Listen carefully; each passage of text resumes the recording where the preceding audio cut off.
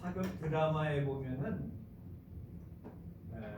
대감이 행차할 때에 물러거라, 이조판서 나가신다, 물러거라. 그러면은 그 장퇴했던 사람들이 옆으로 쫙 해가지고 이렇게 숙이고 있어요. 길을 가는데 방해되지 않도록 이렇게 길을 뚫어 놓습니다. 더더구나 임금님의 행차할 때는 앞에 호위관이 가고 임금이 가고 뒤에 쭉 이렇게 경호원들이 따라 붙잖아요. 그리고 물러거라, 임금님 행차다.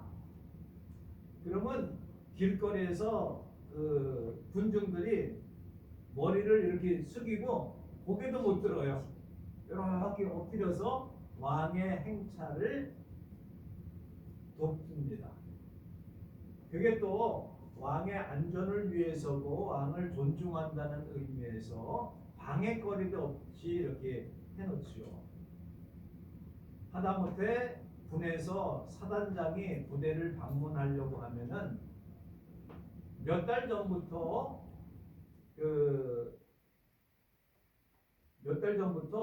준비를 합니다. 내관도 깨끗이 하고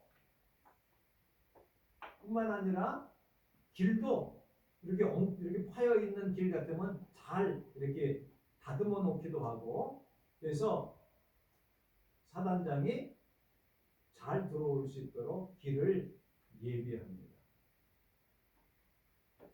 중요한 사람이 올 때는 예비하고 준비하고 길을 닦아 놓습니다. 보통 주인공이 나타날 때는 배경을 쭉 깔아놓고 주인공이 나타납니다 이렇게 선포를 하고 많은 사람들이 그 빛을 걷다가 이렇게 비춰줌으로 인해서 그 주인공을 돋보이게 합니다. 우리가 살아나가면서 인생을 조연으로 살 것인가 주연으로 살 것인가에 대해서 굉장히 많은 고민을 하고 누구나 다 주연으로 살고 싶습니다. 그래서 아이들 공부하는 데서도 학습을 하는데 막 가리키는 주입식이 아니라 자기 주도적인, 자기가 생각하고 자기가 계획하고 자기가 해서 무엇인가 주인공으로 살기를 원합니다. 우리가 자녀들을 교육할 때도 나의 자녀가 이 사회에서 좀 더 주도적인 역할을 하기를 원하기도 합니다. 어떤 배역에서 주인공이 되려고 하면은 많은 경쟁과 많은 뛰어나지 아니하면은 주인공이 될 수가 없습니다. 오늘 세례 요한이 증언한 내용을 통해서 몇 가지로 살펴보려고 합니다. 예수님 당시에 참 기괴한 사람이 하나 나타났습니다. 다른 사람은 이제 집에 이렇게 살잖아요. 보통 집에 거하고 있는데 한 사람이 있는데 아주 머리도 깎지도 않고 수염도 깎지도 않고 옷도 보통 옷으로 입는 게 아니라 가죽 옷을 낙타 털옷을 입고 낙타 털옷을 입고요. 음식도 메뚜기를 먹어요. 그리고 석청 돌에서 나오는 벌이 돌 사이에다가 벌집을 만들어 놓은 것들 따서 먹고 사. 그리고 사는 것도 광야에 있어. 광야에. 지금으로 하면 괴인입니다. 괴인. 이상한 사람이에요. 그 사람이 나타나가지고 외칩니다. 회개하라. 하나님 나라가 가까웠다. 그리고 요단 강가에서 세례를 베풉니다. 너희들이 죄가 많으니까 이 물에서 씻어서 잘못됐다고 회개하고 잘못됐다고 고백하면은 너희들이 구원을 받을 것이다. 그래서 많은 사람들이 세례 요한을 굉장히 높였어요. 아, 저분이 그리스도로 이 땅에 오신 분인가 보다. 이 땅을 구원하실 분인가 보다. 저분이 곧 이 세상의 빛과 같은 사람으로 다가오는구나. 아니야. 저 사람은 구약 시대에 엘리야가 있는데, 엘리야 선지자가 있는데 엘리야 선지자와 같은 사람일 거야. 우리 옛날 어른들이 엘리야가 나타나서 이스라엘의 구원을 위해서 선지자로 예언자 노릇하는데 저 사람은 바로 예언자야. 이렇게 세례 요한한테 나와가지고 요단 강가에서 세례를 받아요. 세리라고 하면 지금은 뭐냐면은 이제 세무 공무원들이죠. 세리들이 와가지고 내가 어떻게 하면은 구원을 얻을 수 있습니까? 이 요한한테 사정을 해요. 그러니까 요한이, 야, 너는 부과된 세금 외에 더 받지 마라. 그게 옳은 얘기야. 당시의 세리들은요, 죄인 중에서 최고를 쳤어요. 왜 최고를 쳤냐면은 세금을 걷어서 로마에 바쳐야 되잖아요. 그러면 10개를 받아서, 뭐 10개를 꼭 받은 건 아닙니다만은 많이 받아서 세금을 많이 물려. 그리고 하나만 로마에다 세금을 바쳐. 그리고 나머지는 자기 주머니에 끼시고. 그러니까 세리, 그러면은 지금은 그렇지 않습니다만은 그 당시의 세리들은 엄청난 축척을 했어요. 원래 뺏어서. 아니, 세관에서 물리는 대로 놓아야 될 거 아닙니까? 많이 물려서 주머니에.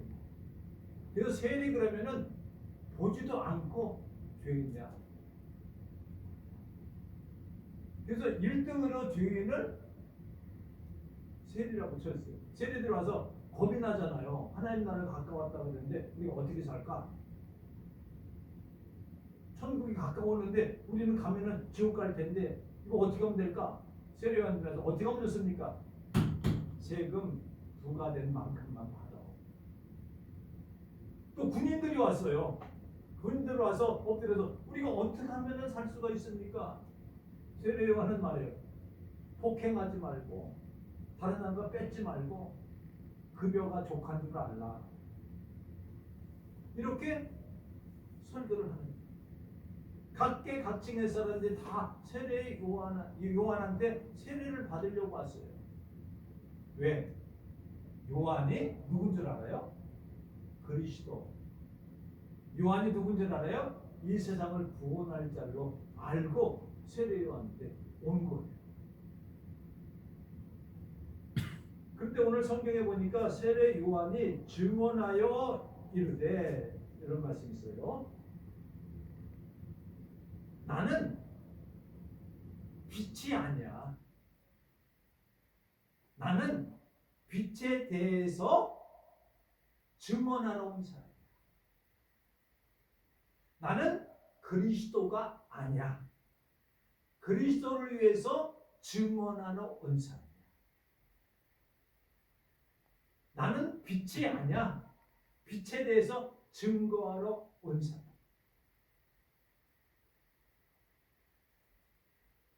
요한의 증언이 이러하니라. 그 19절에 보면 이렇게 나와 있어요. 네가 그리스도냐? 왜냐면요, 아무나 죄를 용서하지 못해요. 누가 죄를 용서해 줄 수가 있겠어요?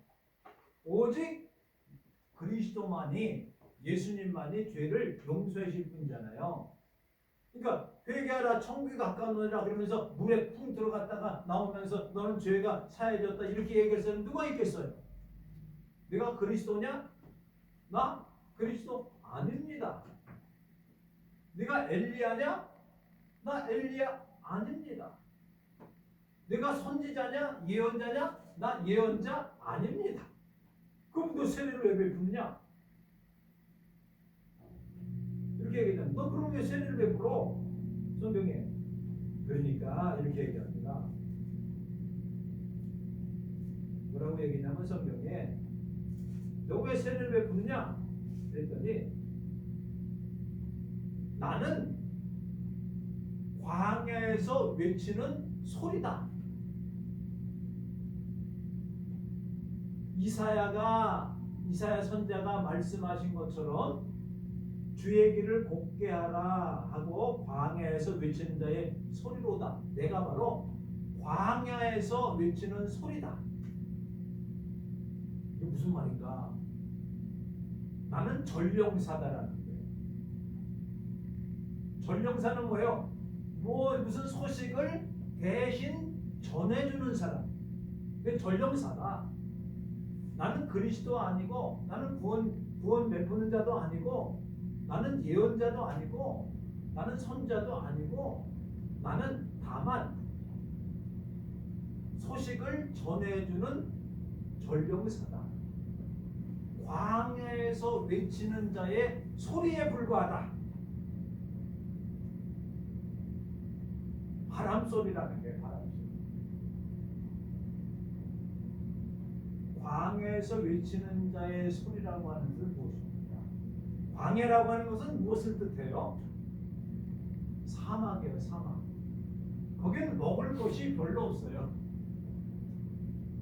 밥이 없어요. 빵이 없어요. 아마 그래서 그 요한이 메뚜기와 석청을 먹고 낙타 털옷을 입고 지냈던 거예요. 그죠? 난 다만 사막, 죽음이라고 하는 곳에서 들려오는 생명의 소리다. 생명의 소리다.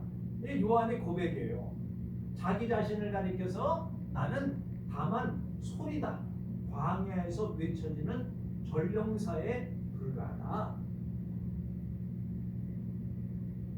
이게 그 아까 전령사 얘기했을 때에 당시에도 왕이 오면은요 골짜기를 메꿔요. 그리고 산을 까서 골짜기를 메꿔서 평평하게 만들어놔요. 왕이 올 때. 로마 황제가 가려고 하면은요 바닥에다가 돌 갑니다. 돌 같은 거 그 왕이 다니던 길 보면은 쫙 해놓고 돌 같은 거 쫙 깔아놓고 마차가 가기 좋게 만들잖아요.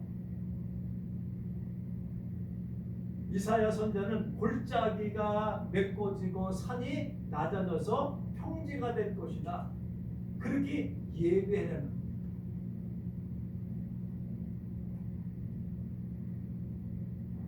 그게 바로 요한이 하는 역할입니다. 사람들로 하여금 지금 예수님을 소개하기, 내 뒤에 오시는 이를 소개하기 위해서, 전달하기 위해서 나는 다만 소리에 불과하다. 광야에서 외쳐지는 소리다. 그 소식은 어떤 소식일까요? 어떤 면에서는 복음입니다. 복된 소식입니다. 이스라엘의 회복에 대한 소식입니다. 구원이 온다라고 하는 소식입니다. 희망이 보인다는 소식입니다. 이 아름다운 소식을 전해주는 하나의 소리에 불과하다.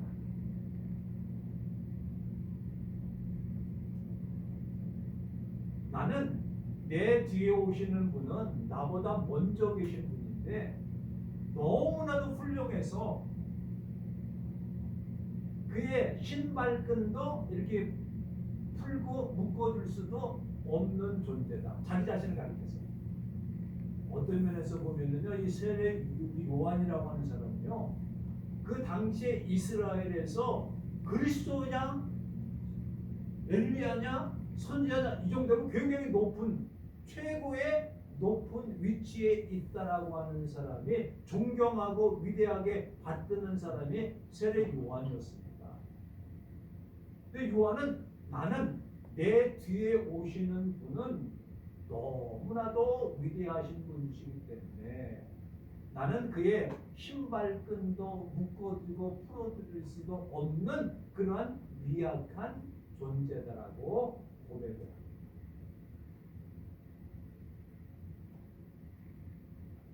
이건 뭐예요?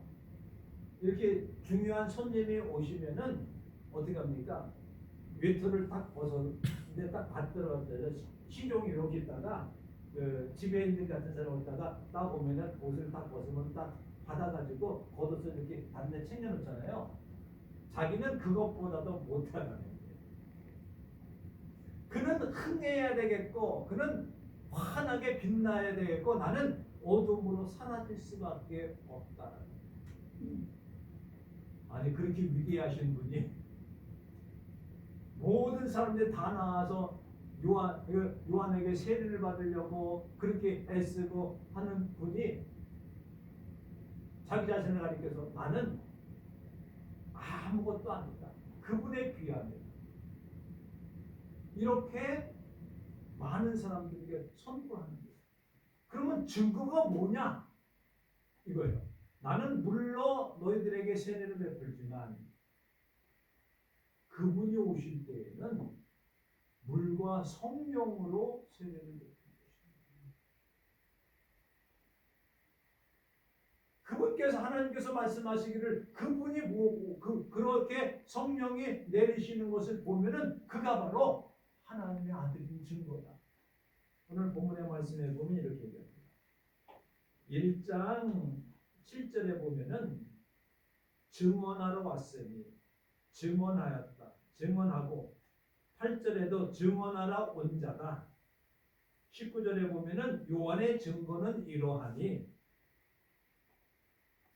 그리고 32절에 보면 요한이 또 증언하여 이르되 34절에 보면은 그가 하나님의 아들이심을 증언하였노라. 그러니까 사도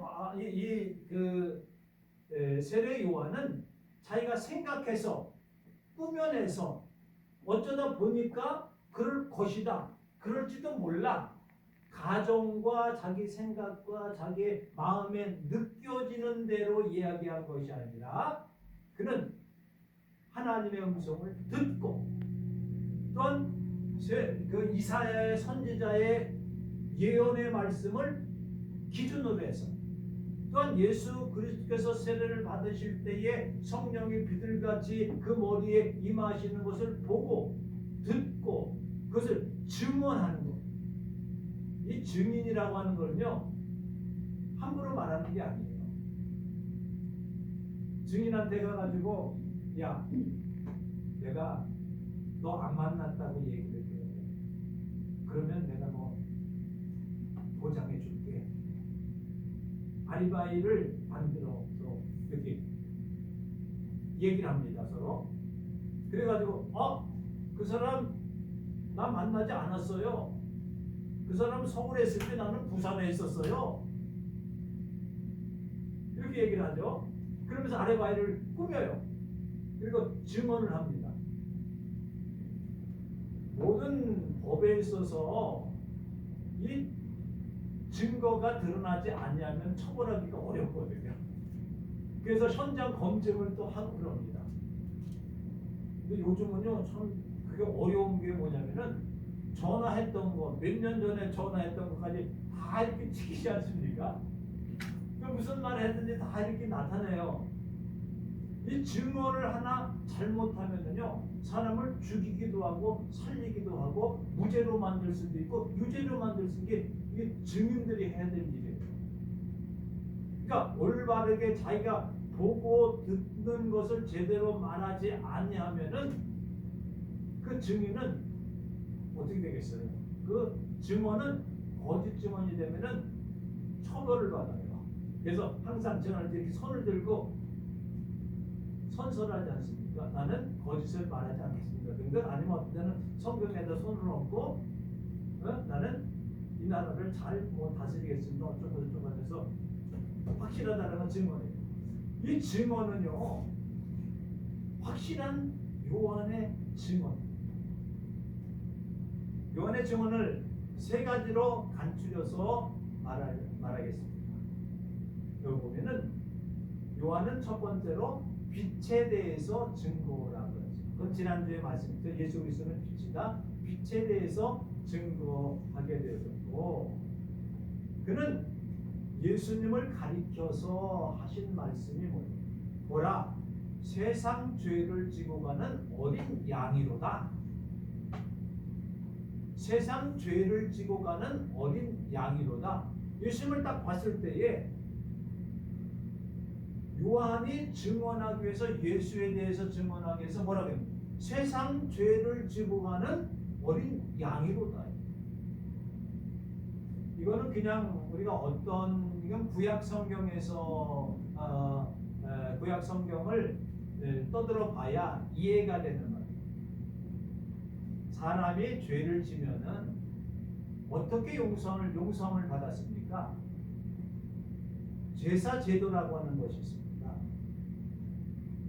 제사 제도 중에서 그 속죄제를 드리고 번제를 드리고 화목제를 드리고 소제를 드리고 속건제를 드리고, 그런 가운데서 어린 양을 잡아서 쪼개서 피를 뿌리고, 그리고 제단에 바르고 번제로 양을 태워서 온 백성들의 죄를 담당하고 이 제물이 되어서 죄사함을 받는. 그러니까 예수님은 뭐예요? 세상의 모든 죄를 다 짊어지고, 우리는 가만히 보면 이 당시 예수님이 오셨을 때에 십자가에 대한 것은 전혀 생각하지 못하던 거지 않습니까? 그러니까 모든 사람의 죄를 짊어지고 가는 어린 양이로다. 어린 양은 뭐예요? 죽음으로 가는, 죽기 위해서 오신 분이다라고 선포하는 거예요.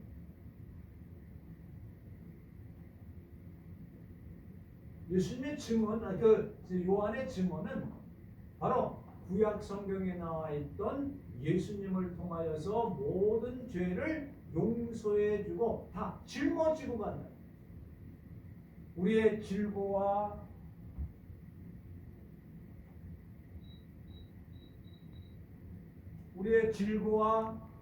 그리고 우리의 슬픔과 우리의 아픔과 우리의 고난과 우리의 죄를 다 짊어지고 가시는 어린 양이다 라고 외치게 됩니다.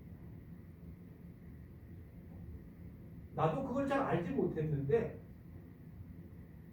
하나님께서 그것을 알려주셨다는 거예요.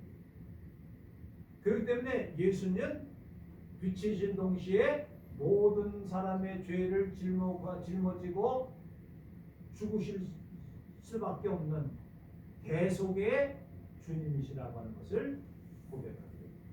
세 번째로 고백할 때에 이렇게 됩니다. 세 번째 증언은 34절에 보면은 내가 보고 그가 하나님의 아들이심을 증언하리라.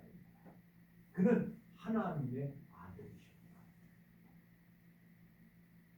하나님의 아들이심을 증거하게 증언했다는.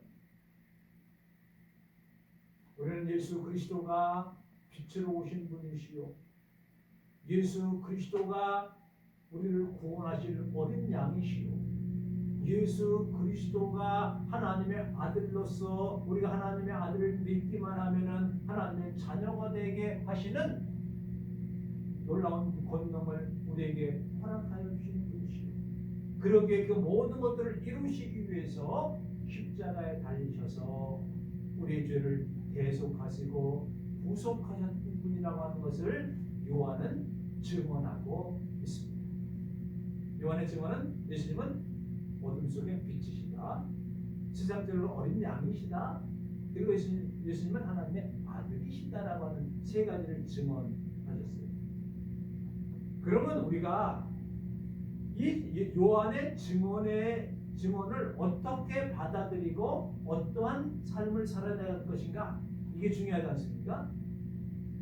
우리는 이미 선입적으로 어렸을 때부터 예수를 믿고 그랬다. 아, 예수님 하나님의 아들이야. 하나님이셔. 예수님은 빛으로 우리에게 오셨어. 예수님은 우리 나를 구속하셔서 십자가에 달리셨어. 이 정도는 알게 되죠. 이제는 우리가 해야 될 일은 뭡니까? 세례 요한이 했던 것처럼 우리도 뭐예요? 전달자가 돼요. 광야에서 외쳐지는 소리가 돼야 됩니다. 이 세상을 가리켜서 뭐라고 얘기를 합니까? 광야와 같다라고. 이 세상에 좋은 소식을 전파하는 소리들이 되어져야 됩니다. 이 소리는 형체가 없습니다. 나타나질 않습니다. 자기를 드러내지 않습니다. 다만 전달자의 역할만 하는 거예요. 바람 부는데 바람 소리가 있잖아요. 그 소리는 어떤 소리입니까? 생명의 소리. 우리 입에서 나오는 말이, 우리 눈에서 나오는 눈빛이, 우리의 삶이, 삶 속에서 생명의 소식이 나와야 돼요. 기쁨의 소식이 전달돼야 돼요. 사랑의 소식이 전달돼야 돼요. 이건 다 어디에 속했는데? 예수님의 소식이 전파돼요. 이 말은 뭡니까? 세례 요한이 증언하였듯이 우리도 예수 그리스도께서 다시 오시는, 재림하시는 예수 그리스도를 전하는 소리들이 되어집니다. 예수님이 빛이시다, 예수님이 구원이시다, 예수님이 하나님의 아들이라고 하는 것을 요한의 증언을 우린 들은 우리들이 이제는 누구의 증언이 되어야 됩니까? 한국의 여러분 각 사람 한 사람들의 증언이 아, 내가 예수를 믿고 내 마음이 변했고, 예수를 믿고 내가 생명을 얻었고, 예수를 믿고 나는 기쁨이 있고, 예수를 믿고 내 마음 평화가 있고, 예수를 믿고 천국을 소유하게 됐다라고 하는 이 기쁜 소식을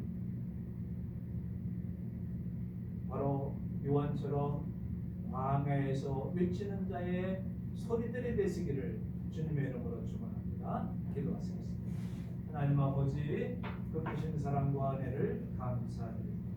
하나님께 저들을 사랑하시고 복을 주시고 은혜를 베풀어 주심을 감사드립니다. 우리에게 늘 광야에서 외쳐지는 소리를 듣고 예수님께서 빛으로 오셨고 세상 죄를 지고 가는 어린 양으로서 우리를 위해 십자가를 지셔서 우리를 구속하여 주고 용서해 주셨으며, 하나님의 아들로서 하나님으로서 우리에게 새 생명을 허락하여 주신 것을 감사하면서 요한의 증언이 우리들의 증언이 되게 하시고 나의 증언이 되게 하시고 광야에서 외쳐지는 소리들을 되어지므로 주님의 오시는 재림의 길을 예비하는 자들 되게 하시옵소서. 주 예수 그리스도의 이름으로 기도 올려옵나이다. 찬송 96장 찬양하시겠습니다.